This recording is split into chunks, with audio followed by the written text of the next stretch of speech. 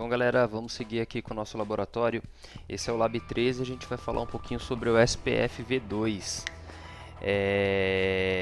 Nosso objetivo proposto, a gente vai fazer a configuração dos routers R4, R5 e R6 do AS100 para se comunicarem via o SPF na área 0. Então, nossa backbone área vai ser entre R4, R5 e R6. A gente vai configurar os roteadores R4 e R5 para se comunicarem via o SPF com configuração direta na interface. Então a gente não vai usar o processo OSPF, um processo dentro do SPF, né? A gente vai configurar o roteador R3 do AS100 para se comunicar via o SPF área 1, que é esse cara aqui. Então ele vai estar na área 1. A gente vai configurar o R7 do AS200 para se comunicar no SPF área 2. Esse cara aqui vai ser a área 2. A gente vai ter também o R8 do AS200 se comunicando no SPF na área 3. Então esse cara aqui vai ser a área 3. Com isso a gente vai criar um problema de design de rede, que a gente vai resolver mais embaixo. A gente vai configurar o router ID dos roteadores com o IP das interfaces do loopback. A gente vai configurar a autenticação da área 0 usando o MD5 com a senha café com redes, e na área 2 a gente vai usar em plain text, então sem criptografia. A gente vai configurar que os roteadores R3 e R8 não se comuniquem via o SPF fora de seus respectivos AS. Então a gente vai usar o Passive Interface. A gente vai configurar um Virtual Link para resolver o problema de design de rede, para a comunicação entre a área 3 e a área 0 rolar, passando pela área 2. É uma configuração bem básica, tá? A gente vai alterar o modo de operação do SPF dos roteadores R7 e R8 para Point-to-Point Network. A gente vai propagar uma rota default para os roteadores do AS200 via R6. Então a gente vai mandar uma rota default desse cara aqui para dentro dessa rede. Aí a gente vai diminuir os timers de Hello e Dead Interval do SPF da área 0 pela metade do padrão. Esse laboratório ele é um pouco mais simples, tá? Seria um laboratório inicial aí do SPF. Obviamente a gente tem vários laboratórios, várias tecnologias a mais para mexer. A gente tem Stub Area, Not So Stub Area. A gente tem várias outras brincadeiras para fazer aí nos próximos workbook, nas próximas versões. Mas por enquanto a gente vai fazer essa configuração básica, tá? Antes de começar a fazer a configuração, eu preciso fazer um brief aqui rapidinho do SPF, principalmente para quem não tem muita vivência com o SPF ou para quem nunca estudou aí para certificações da Cisco. O SPF é o Open Short Path First. Ele é um protocolo de roteamento mais utilizado no mercado. É um dos protocolos mais utilizados do mercado, sendo que de IGP, que é Internal Gateway Protocol, eu acredito que ele deve ser o mais utilizado no mercado como IGP. Ele é um protocolo link state, então ele analisa o estado da conexão, e ele utiliza o algoritmo SPF, que é Shortest Path First. Então ele calcula sempre o menor custo para uma rota ou para algum destino específico. E ele foi criado por esse cara aqui, que é o Dijkstra. Sempre esqueço, nunca consigo falar o nome dele corretamente. O SPF utiliza alguns conceitos importantes, então eu vou falar um pouquinho sobre eles, tá? Ele possui algumas variações de topologia, então ele vai ter a topologia em modo broadcast, no broadcast, NBMA, point-to-point e point-to-multipoint. A gente vai ter também em alguns modos, por exemplo, em redes broadcast, em rede point-to-multipoint, por exemplo, a gente vai ter a eleição de DR, que é o Designated Route, e BDR, que é o Backup Designated Route em segmentos multi-acesso. Então assim, você já deve ter estudado aí sobre DR e BDR. DR seria o cara que tem ele é como como que eu posso explicar? Ele é o cara que vai manter o LMDB, o LSDB, que é a base de dados do SPF, contendo todas as rotas e todos os caminhos disponíveis dentro do SPF. Ele é um cara que você consegue manipular essa eleição. Então, vou dar um exemplo aqui. Esse critério de eleição, ele vai sempre começar com a maior prioridade, o SPF, sendo que 0 o equipamento não participa da eleição. 255 seria o maior de todos, seria a prioridade para conseguir ser o DR da rede, e o segundo maior seria 254, aí seria o BDR da rede, sendo o valor default de prioridade o 1, e essa prioridade ela é setada direto na interface também. A gente tem também o maior router ID, que seria o comando que é imputado dentro do processo do SPF, que é o método mais comum de manipulação de DR/BDR.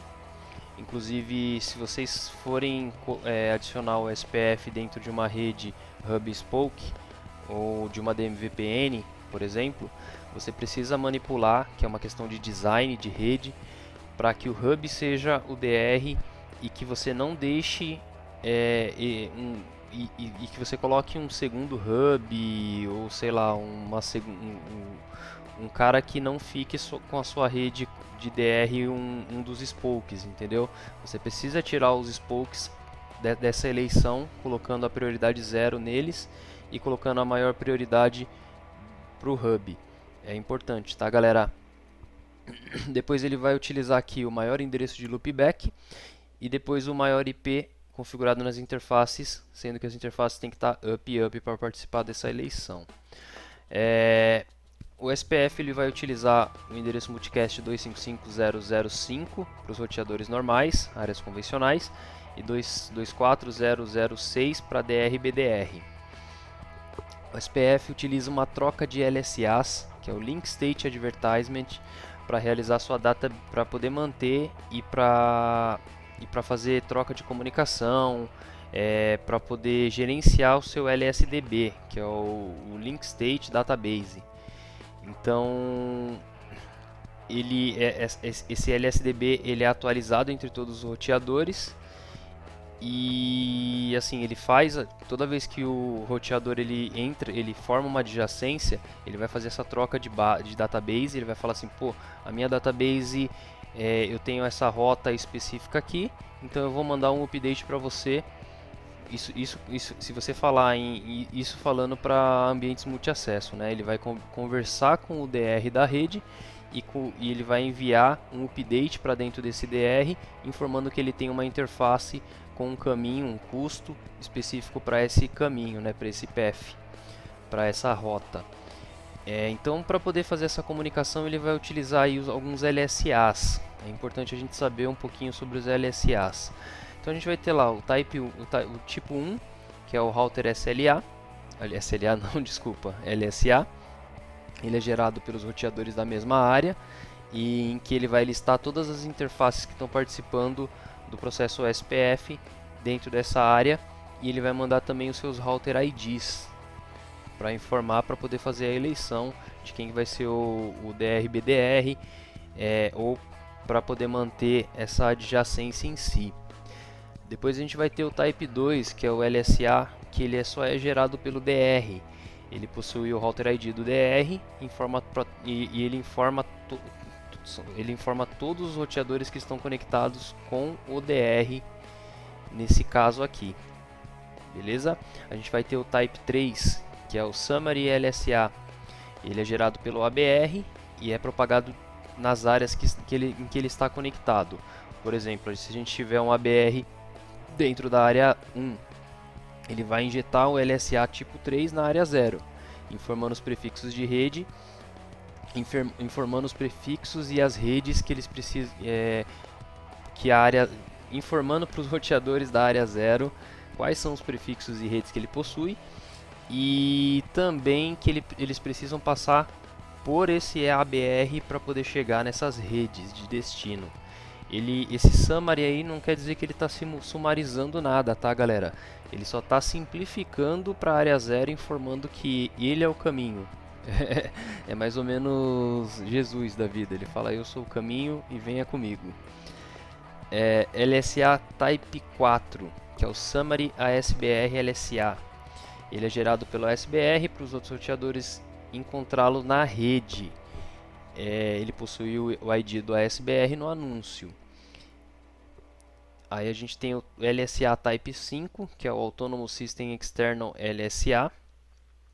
Então ele é gerado pelo ASBR para anunciar rotas externas que podem ser enviadas pelo ABR para a área 0, informando a existência de um ASBR dentro da rede, para dentro da área 0. Então o que esse cara faz? Esse cara aí, ele injeta dentro do seu SPF, ele informa que ele tem rotas externas, seja de outro protocolo, seja de BGP, de EGRP, de RIP, do que for, para dentro da sua área específica, né? Primeiro ele vai mandar intra-área, por exemplo, se ele estiver numa área 3, ele vai mandar intra-área para o ABR dessa área, e o ABR dessa área pode injetar esse Type 5 para dentro da área 0.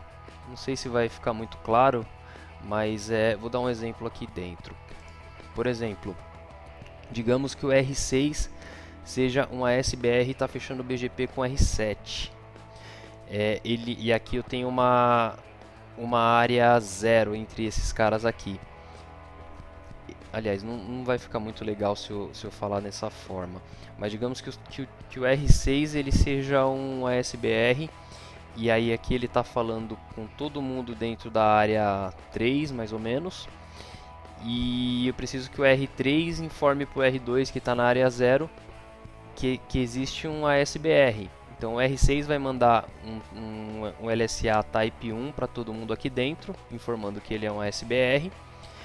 E aí o R3 vai propagar para o R2 o Type 5, que é o tipo 5, informando que existe um ASBR dentro dessa rede com os prefixos externos. Esse cara também pode enviar para dentro da área dele o tipo 5, tá, galera? Então ele também faz essa função. O tipo 6 é Multicast USPF LSA.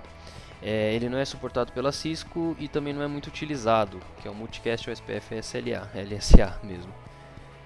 A gente tem também o 7, que é o Not So Stub Area LSA, que ele é utilizado dentro das áreas Not So Stub. Eu vou falar um pouquinho sobre o que é Not So Stub.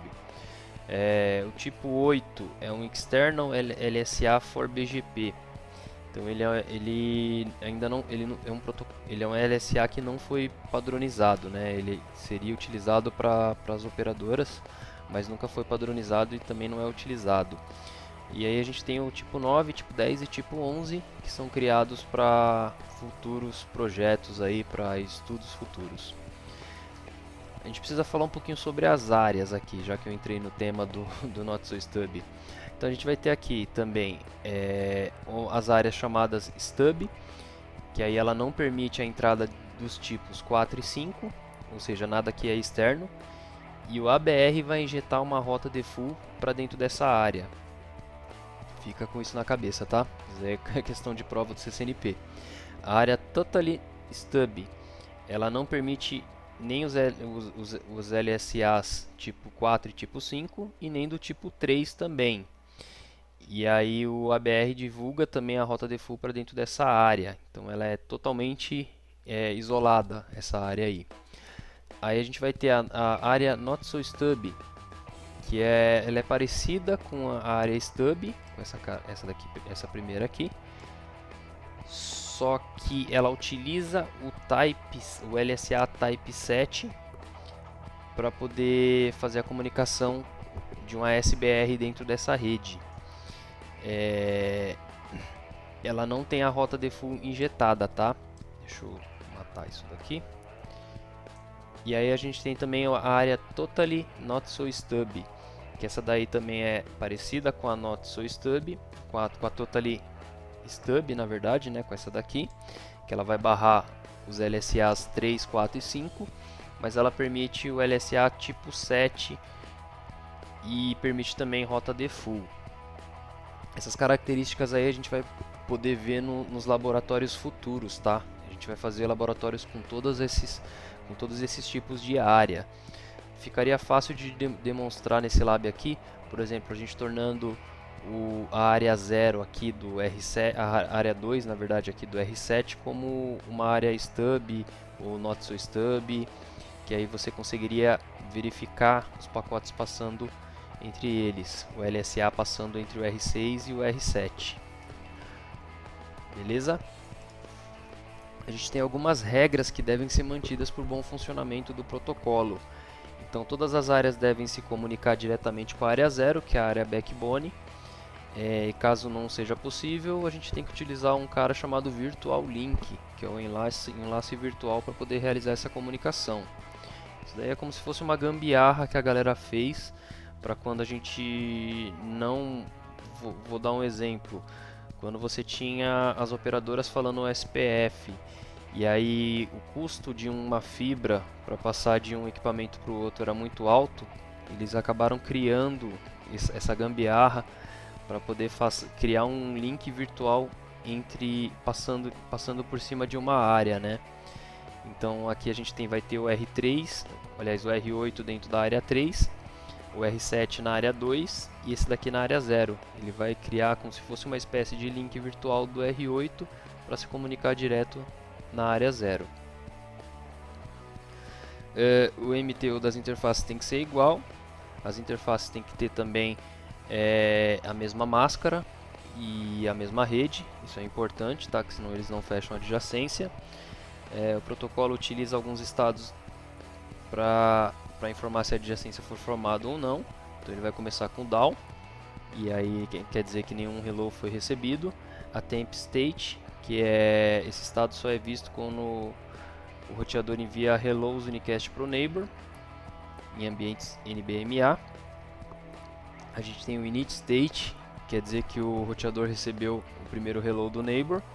Two-way state, que é bidirecional, que a comunicação bidirecional foi estabelecida. Os roteadores estão trocando hellos e também ficam nesse estado os neighbors que não são DR/BDR, numa rede multiacesso. Xstart state, os roteadores trocam informações para a eleição de DR/BDR. Exchange state, as trocas e comparações são verificadas das bases, sendo feitas quando elas são feitas, os roteadores descobrem o mapa da rede, né? Então os roteadores vão saber todos os caminhos possíveis dentro do SPF. Loading state, que seria a troca real de informação dos link state.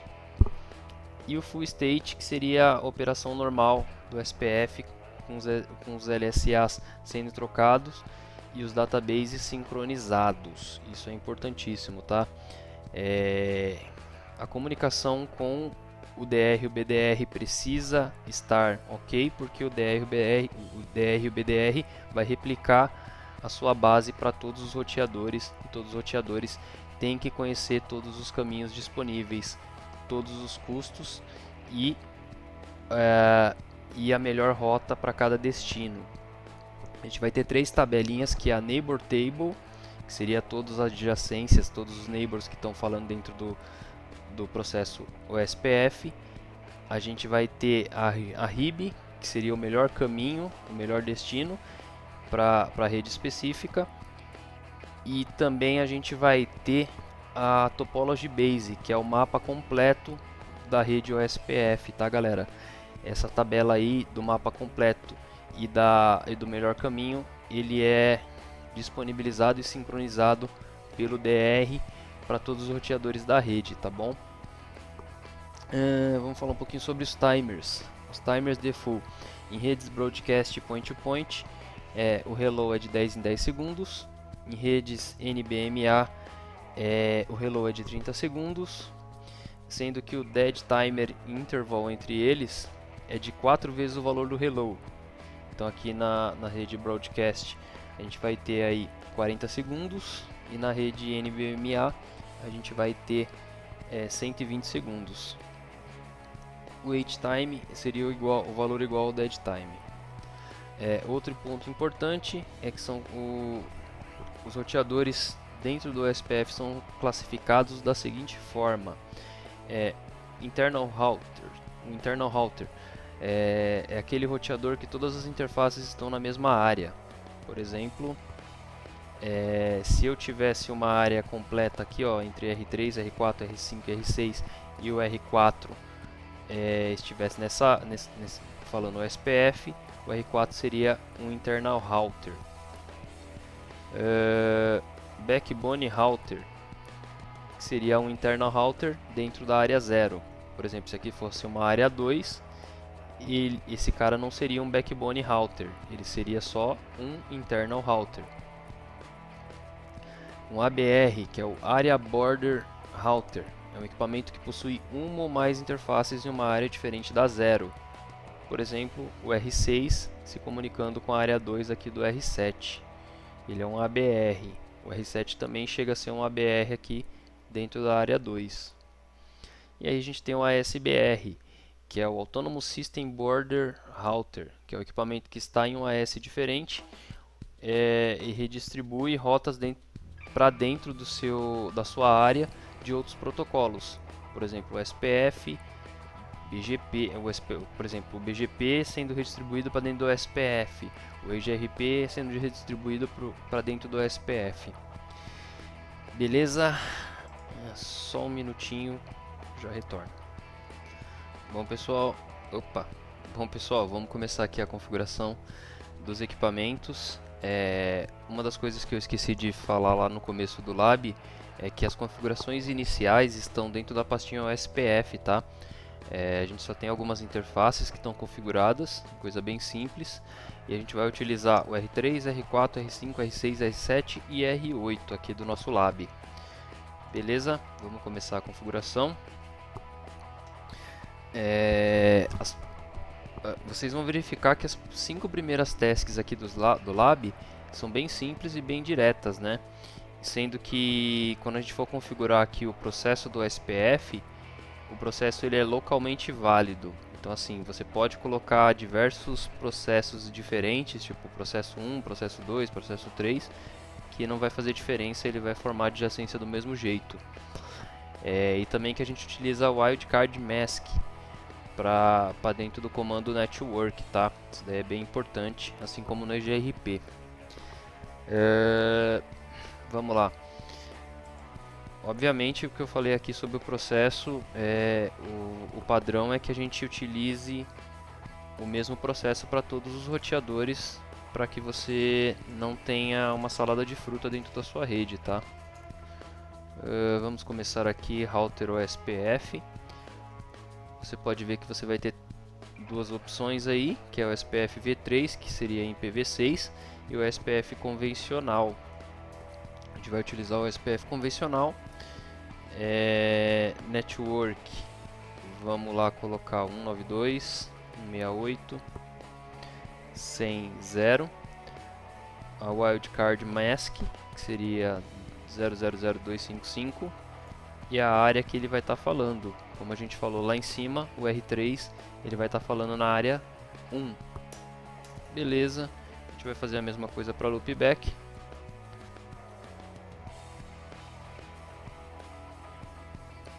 Vamos fazer um /32 aqui na loopback, área 1 também, e a gente vai configurar o router ID dele com o IP da interface da loopback. Beleza?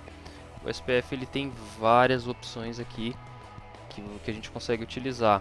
Por exemplo, a gente tem configuração de redistribuição, de sumarização, a gente consegue, tem address family, tem configuração em cima de área, o outpost, tem muita coisa, galera. O outpost que você consegue setar, por exemplo, um valor de métrica de custo para interfaces acima de 1 GB, por exemplo. Tem muita coisa, galera, tem muita coisa mesmo que você consegue fazer, mas que vai ficar um pouquinho mais avançado se a gente colocar aqui.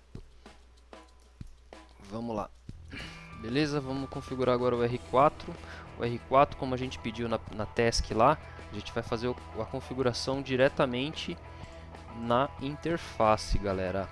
Então a gente vai lá, interface 0/0, IP, OSPF, ele tem algumas configurações aqui. A gente vai colocar um 1 e a gente vai falar a área que ele vai se comunicar, beleza? A gente vai fazer a mesma coisa com a interface 0/1, só que a gente vai colocar ele na área 0. Pode ver que ele já está fechando a adjacência, galerinha. E a gente vai fazer a mesma coisa na interface loopback, colocar ele na área 0. Beleza, agora dentro do processo OSPF, a gente vai colocar o router ID.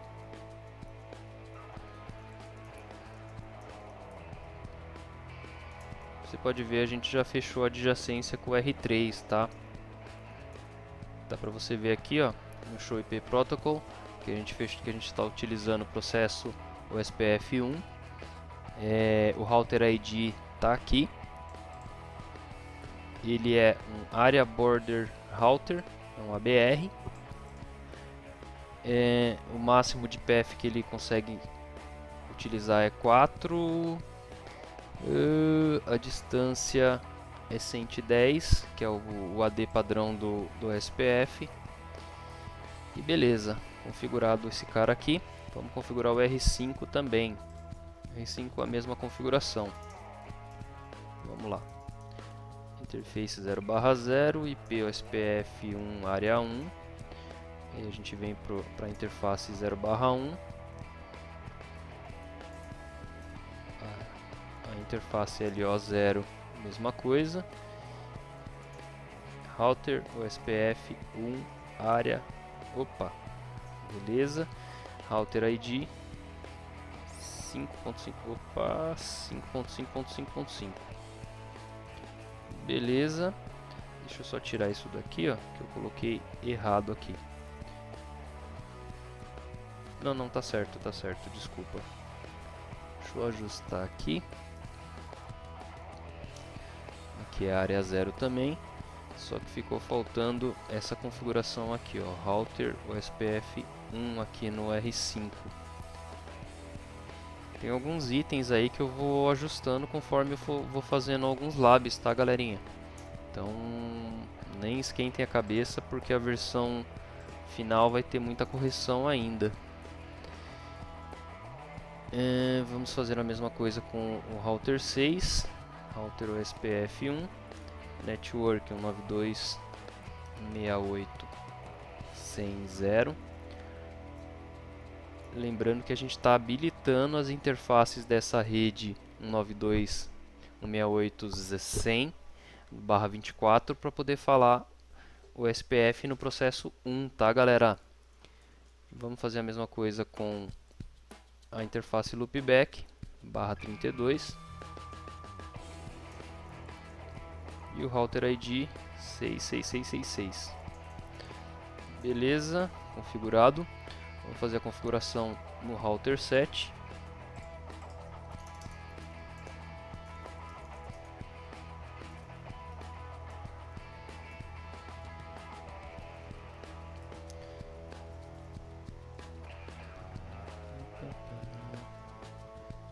A wildcard aqui para um /30 é esse final 3, tá? Vou colocar aqui área 2.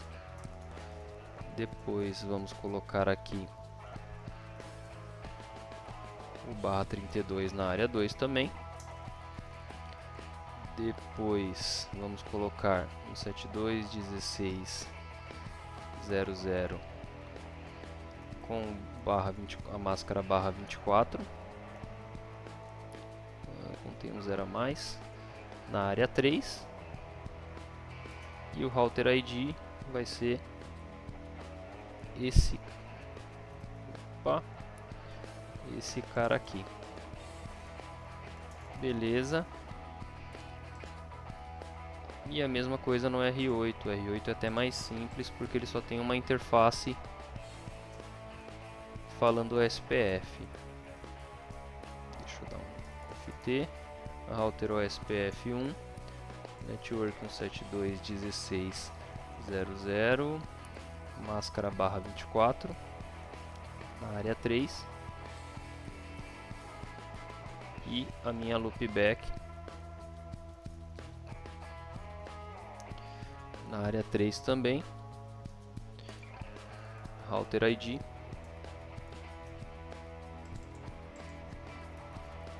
beleza.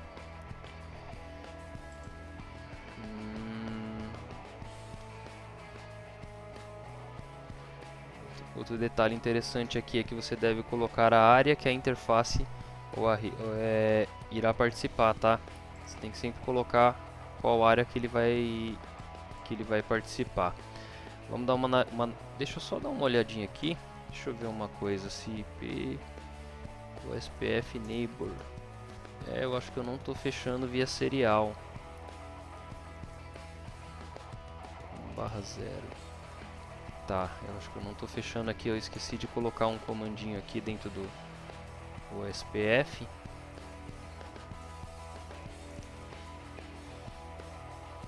Que é o network 200 0.0.1, aliás, 0.0, wildcard final 3, área 2. Acho que esse cara eu acabei esquecendo de colocar aqui na configuração. Deixa eu ver. R6, tá faltando mesmo. Deixa eu já colocar aqui, aproveitar.